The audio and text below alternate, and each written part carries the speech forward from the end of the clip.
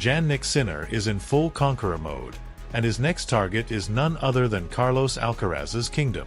After absolutely smashing the competition at the Australian Open, the Italian has set his sights on dominating two of the Spaniard's strongest territories, the clay courts of Roland Garros and the pristine grass of Wimbledon. Right now, there's no doubt, Sinner is the damn king of tennis, riding high after his Melbourne triumph and putting a serious gap between himself and the rest of the ATP elite. With Djokovic battling both injuries and father time, and the so-called intermediate generation flopping harder than a bad Netflix show, Alcaraz is pretty much the only one who can give the Italian a proper fight. But here's the catch. While Carlitos may have a more impressive trophy collection on clay and grass, that advantage might not last long. Why? Because Sinner is coming for his ass, and he's not playing around. So far, these two have only crossed swords twice on clay. First in UMAG 2022, where Sinner took the W, and then at last year's Roland Garros, where Alcaraz barely survived a brutal semi-final. And let's be real, the Spanish prodigy is the undisputed clay king for now, as the reigning Roland Garros champion. On grass, it's a similar story. They clashed at Wimbledon in 2022, with Sinner pulling off the upset, but since then, Alcaraz has turned into a goddamn fortress at the All England club, winning back-to-back titles. But hold up, because that gap might be closing faster than expected. Sinner has made it crystal clear, he's not just here to dominate hard courts. His mission is total tennis supremacy. You have to be a complete player, not just on one surface but on all three, he declared, basically throwing down the gauntlet to Alcaraz. The plan? Get his game to the next level on clay and grass and make sure the Spaniard has no safe place to run. Their next battle is on the horizon, but for now, the war is being fought in the shadows, with both players pushing each other to new heights. Weirdly enough, despite both reaching their peaks, they haven't actually faced off that much recently. That could change soon, perhaps as early as February at the ATP 500 in Doha. Originally, they were supposed to clash in Rotterdam, but Sinner pulled out, prioritizing some well-earned rest. But let's be honest, the real war begins when the Masters 1000s kick off in Indian Wells and Miami, right before the clay season gets rolling. And speaking of big plans, Alcaraz is already making some bold moves in his quest to reclaim the world #1 ranking. The kid knows he needs to be smart and play his cards right in the demanding 2025 calendar. His first punch in the gut? Getting knocked out of the Australian Open and missing out, yet again, on the only Grand Slam missing from his trophy case. One thing's for sure, this rivalry is about to get even more intense. Buckle up, because the battle for tennis supremacy is just getting started. Carlos Alcaraz has just made a major shift in his strategy, shaking up his roadmap to reclaim the ATP throne. With Jannik Sinner and Alexander Zverev coming off their Australian Open final, the Spaniard has decided to tweak his schedule in a way that could give him an edge in the rankings race. Instead of competing in the Beijing tournament, which holds a bit more prestige, Alcaraz has opted to play in the ATP 500 in Tokyo. This move isn't random, it's a full-on tactical play. By skipping Beijing, he avoids having to defend last year's title, giving himself the chance to rack up fresh points without the pressure of maintaining previous results. And speaking of points, February is about to turn into a goddamn math class for the ATP's top dogs.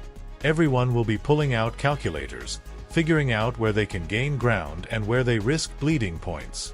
Starting with the current world #1, Jannik Sinner, who has to protect 500 points from his Rotterdam victory last year.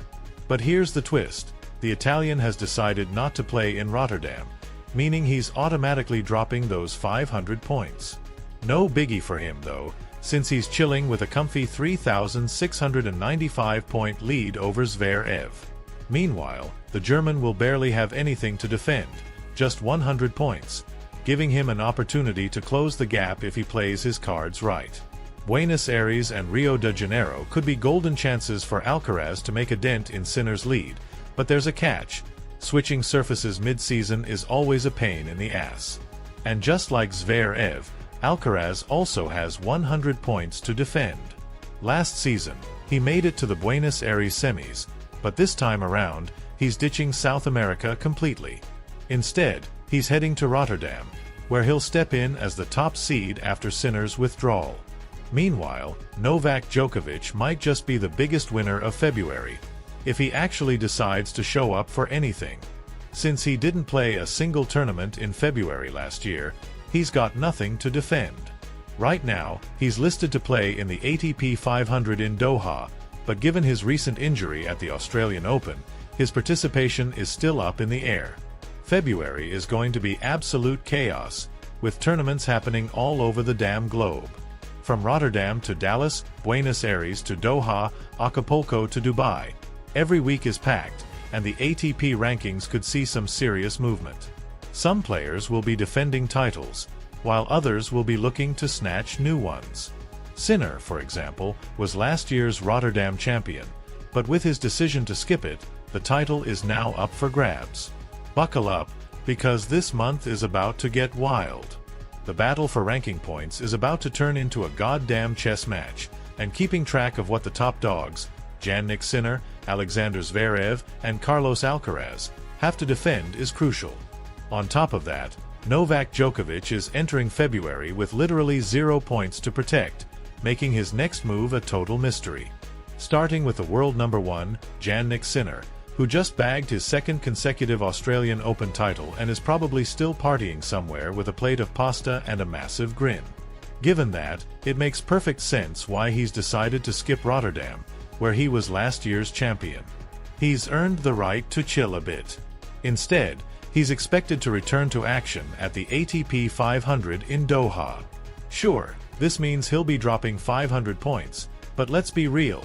When you've got a 3,695-point lead over your nearest rival, losing a few hundred isn't exactly the end of the world. Then comes Alexander Zverev, or as we can call him, the guy with everything to gain.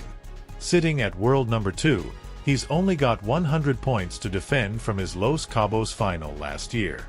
That's peanuts. But here's where things get interesting. He's heading to Buenos Aires and Rio de Janeiro for the first time, meaning he's about to get his first taste of South American clay. Whether he thrives or gets his ass kicked by the surface change is still up in the air. But hey, at least he's got a shot at closing the gap with Sinner. Carlos Alcaraz is in a pretty similar boat. The Spanish prodigy also has just 100 points to defend, earned from his semi-final run in Buenos Aires last year. But let's not forget, back then, he failed to defend his title and then ended up limping out of Rio de Janeiro after twisting his ankle. This year, no South America for him. Instead, he's hopping on a plane to Rotterdam, where he'll be the top seed thanks to Sinner's decision to sit this one out.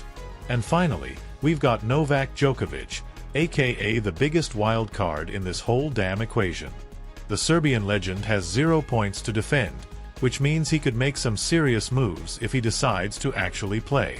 Right now, he's listed for the ATP 500 in Doha, but let's be honest, after his injury at the Australian Open, no one knows if he's gonna be ready. If he recovers in time and jumps back into action, he could snatch some crucial ranking points before the first Masters thousands of the year roll around in Indian Wells and Miami in March. This next month is about to be a battlefield. Between strategic withdrawals, surface switches, and injury recoveries, every ranking point will count.